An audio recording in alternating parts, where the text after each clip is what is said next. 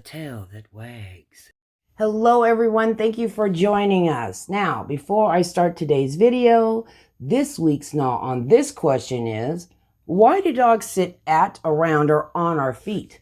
I'll answer that question at the end of today's video. The Tail That Wags is a channel all about the dogs. It's about the care, the well-being, and the overall enjoyment of dogs, how they're important to our lives, and what they do for us and what we can do for them. So go ahead and hit the subscribe button. Don't forget to hit the notification bell so you can be apprised of all things The Tail That Wags. And now, Auntie Nessa's top 10 quirky, unusual ways to bond with your dog. I've cared for all types of dogs with different types of backgrounds. I've had dogs who've never been away from their parents, dogs who haven't been socialized to dogs or people, and timid pups who are untrusting and terrified of everyone. When you care for dogs with those types of issues, you have to make a connection quickly. Even dogs who know and love me need reassurance that when they come over to my home, they're still welcome and loved. And my own babies need to know that mommy loves them and they're still part of my pack. So I've adopted and developed effective methods to strengthen the bonds with my dogs. Some are familiar that I personalized, and some I just created from what works. I have to consider what works for each dog and tailor those techniques because every dog is an individual. Bonding with your dog. If it itches, scratch it. Become a great booty scratcher. Give a killer ear massage. Constantly gaze lovingly in their eyes and whisper sweet nothings. Next, have a full conversation with your dog.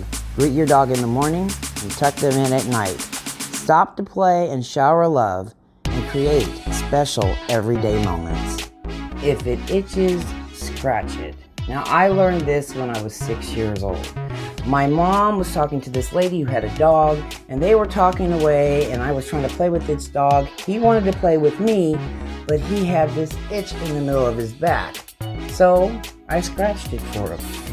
The way he looked at me, he was so thankful, as if to say I had been trying to get that scratch for weeks now, and you helped me get it. He was so thankful. Kisses, and we played. The one thing about dogs is that when you rescue them or you help them in any way, they will remember it for the rest of their lives. So, if they've got an itch, especially if they can't get to it, scratch it for them, and they'll be very appreciative of it. Since we're already talking about scratching, you can really get your dog to appreciate you by being a good booty scratcher. A booty scratcher? Yes, a good booty scratcher. To them, it feels great. And by scratching your dog's butt, you're strengthening that area by moving the blood flow and releasing endorphins. When your dog is offering you his butt, he trusts you with the most vulnerable part of his body. Now, if your dog is excessively rubbing that area or something isn't normal about the need for the scratch, check for fleas because fleas like to congregate around the tail. Also, they may have sensitive skin in that area, so you need to get some anti-itch spray or it's best to go to your vet. But one of those places that dogs love a nice scratch is the backside. Scratching with your fingers is more personable, but you can get a good brush. All you have to do is gauge how hard or light your dog likes to scratch, because all dogs don't like all pressure, so ease into it. Next is the ear massage. Dogs hear 4 times better than we do, and many dogs express themselves through their ears. And, like their bum, dogs have many nerve endings in their ears. As a matter of fact, if you do it right, you can actually get your dog high from her own hormones if you handle the ears right. I go under the inside first, gauge how much pressure, then I move to the outside of the ear, gauge that pressure, and finish with the ear rub. Your dog will really appreciate this one too. Next comes gently and lovingly gaze in your dog's eyes when talking to him. The saying, eyes are the window to the soul, is very true with dogs. Dogs are sensitive creatures and they watch us all the time. When you gaze lovingly in your dog's eyes, especially while you're talking with her in a loving manner, it releases oxytocin, the love hormone. This chemical is very important to bond with your dog and build that loving feeling between the two of you. There's a difference between staring and gazing. Staring or glaring at a dog can be taken as a challenge or a threat, but a loving look with a smile and a tilt of your head to the side can be the equivalent to a warm, loving hug. Whisper sweet nothings. Baby talk is also known as dog-directed speech. Dogs respond to our tones and how we are feeling. So combine all of those things with a scratch and an ear rub, and you've got a totally relaxed and content doggy. You will likely lull her to sleep like I do here with Sheba. As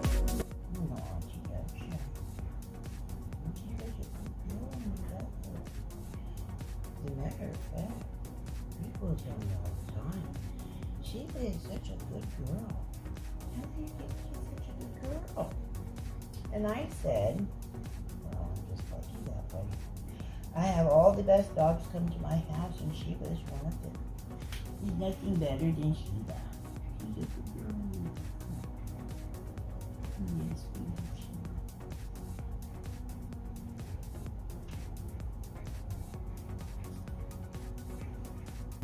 Sheba. Next is talk with your dog. Notice I said with. Have full conversations with your dog.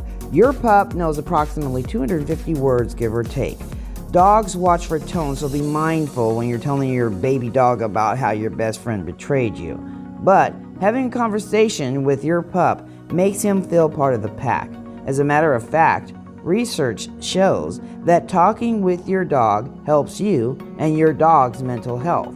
It's a scientific fact that great conversation with your pup will bring you closer. Good morning, Her Royal Highness. Good morning, baby. Greet your dog in the morning. This makes your dog feel special and know how happy you are to see her. It sets a positive tone for the day, and add a massage and the day will definitely be bright for both of you. Nighty night, baby boy. Yes, your mommy love her, Quinn. He's my good boy. He's a good boy. And just for those who are watching, Quinn gets so hot he likes to sleep outside.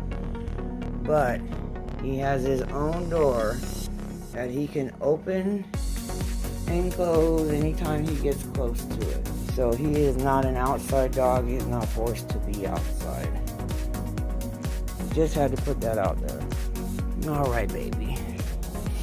I see he usually comes in about 1 o'clock in the morning. So I see you about 1 o'clock in the morning. Night, night, Quinn. He is just my good boy. Mama loves him. Stop what you're doing to play and shower love over your dog. We're all busy, but we have pets to enhance our lives and make life more enjoyable. Whether your dog comes to you or is just sitting there by himself, take a few minutes, a couple of times a day, to stop and play and lavish attention on your pup. She knows how special she is to you and that you want her to be happy too. And that strengthens your bond as well. Create everyday special moments is one of the most crucial ways you can bond with your dog. So whether you're sitting together, watching TV and munching on treats, dancing around the house and singing, or other fun things, creating everyday special moments will solidify your bond. This is something I do every day with my dogs. Her name is Lola. She is a chauffeur. She's mommy's baby. This we all know. Lola, she is a good girl. Her mommy loves her this much is so. Lola's mommy's baby. And mommy's baby is Lola. So if you use these techniques already, then you're ahead of the game. And if not, the beauty about dogs is they are loving and they're caring and they're always willing to try new things. So if you use one or all of these techniques, I guarantee you will get closer and bond with your dog. This week's Gnaw on this question is, Why do dogs sit at or around our feet? Well, let's find out. Your dog may be pampered, spoiled, and the only dog in the household, but she has gray wolf in her DNA. When your dog claims you as their person, you are their primary focus of their life, their pack leader. You are responsible to see for their needs, and they will love and respect you to the best of their ability. Your dog is constantly communicating with you. Something as simple as sitting at or near your feet is another way your dog is talking to you. There are approximately 4 reasons why your dog sits at or near or on your feet. This gesture can express fear, respect, territory, and love and affection. To dogs, the human world can be a frightening place. Dogs hear 4 times better than us, so loud noises to us are sharp and blaring to our dogs. Coupled with not knowing where or why these sounds are happening, make these noises particularly terrifying. So storms with wind, thunder, and lightning are scary to your pup. In addition, fireworks, the TV, construction, and other noises can be scary. As the pack leader, you are your dog's protector. Just being near you can be soothing to your dog. So when your dog is panting, whining, shivering, or showing other signs of fear, he will come to you for solace. During these times, reassure your dog with gentle pets and love. Don't overdo it. If you show too much emotion during frightening times, your dog may become even more anxious, so be gentle with the attention. Respect is very important to dogs. In order for a pack to thrive, each member must respect the leader. By sitting at your feet and putting their back to you, your dog shows vulnerability. Your dog trusts you and respects you as the alpha dog. Your dog will likely give his life to save you, and sitting at your feet is a signal that they want to protect you. In addition, your dog is telling other dogs and even humans that you are their person and outsiders need to back off. This can get a little tricky if you have more than one pup in the house vying for your love and attention. If not handled properly, jealousy can bring on fights and long-term resentments. If your dogs are struggling for a place at your feet, designate places for each pup to sit. To better explain, have one dog sit at your right foot and the other at the left. Be diligent in displaying the same amount of love and attention to each dog. This will help ensure both dogs will feel loved and an equal member of the pack, and they will be comforted that they are both protecting you. Your dog sits at your feet to show how much they love you. When your dog is near you, both you and your dog's oxytocin levels go up. Oxytocin is a love hormone, which influences behavior and attachments. With that, your dog is comforted by your scent, which strengthens your bond. Medium and large dogs are more likely to sit at or on your feet, while a smaller dog will likely lay next to you. While your dog is at your feet, show love by scratching behind the ear, giving a nice pet, and talking to your pup. This will reassure your dog and validate their position in your life. Our dogs are constantly communicating to us. Therefore, it is our job to try to decipher what they are telling us. Sitting at your feet may seem minute, but being close to you is vital to their well-being and happiness. Remember, you are your dog's entire world, so whether they are frightened, trying to protect you, or just want love, appreciate and reassure your dog how special they are to you. Thanks for watching. See you next week. Don't forget to hit subscribe.